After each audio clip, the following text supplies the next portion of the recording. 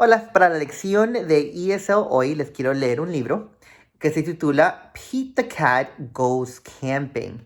Para los niños que no saben inglés todavía, solo oigan, es importante que sigan oyendo en inglés. Y usen las ilustraciones, como ya nosotros sabemos, para ayudarles a entender de la historia lo que yo les estoy leyendo. Recordemos que esta página es la página de la portada o cover page en inglés. Aquí tenemos la página del título o title. Oyen como la palabra título y title son bien similares. Y como les dije, esos se llaman cognados, que son palabras que son similares en los dos idiomas. Y comencemos. Pete is excited to go camping.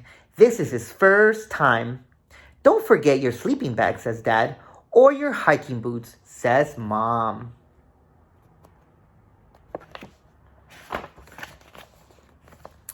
The campsite is deep in the woods. Mom and Dad set up the tent. Pete and Bob help collect sticks so they can make a fire later.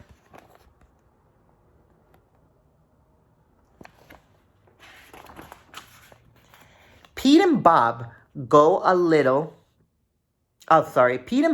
for a hike. Bob shows Pete the footprints of different animals. Do you think we will see anything cool? Asks Pete. Maybe, says Bob. What kind of animals do you think they're going to see in the woods? Would they see a lion? Would they see a bear? Ask your mom and dad and say, what kind of animals live in the woods? Here's an example of an animal. What kind of animal is this? Pete and his dad go fishing. They must be very quiet and very still to catch a fish. Why do you think they need to be quiet? Do you think they're going to scare away the fish? Fishing takes a long time. They finally catch some fish. Mom builds a fire. She cooks the fish for dinner. It tastes yummy. Next, Pete toasts marshmallows. Pete makes s'mores with chocolate and graham crackers.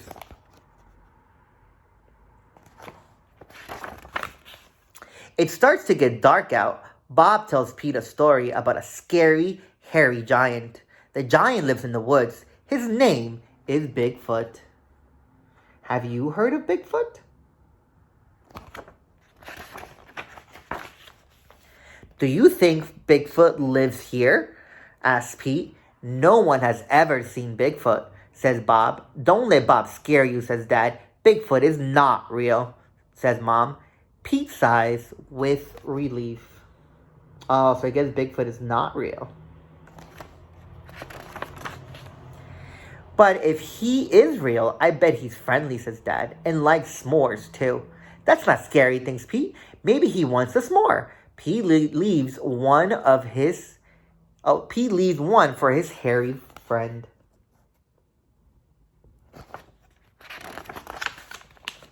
Soon it's time for bed. Lights out, boys, Dad says.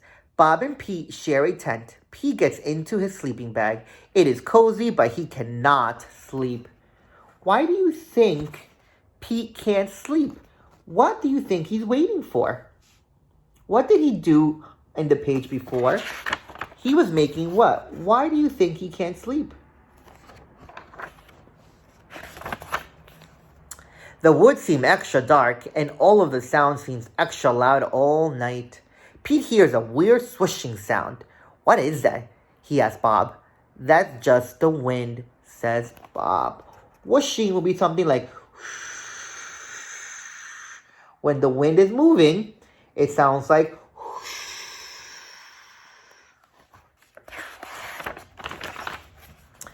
Pete hears an odd chirping noise. What is that? He asks out loud. Those are just crickets. Pete hears a strange hooting sound. What is that? He wonders. That's just an owl. Pete thinks of his friend Owl.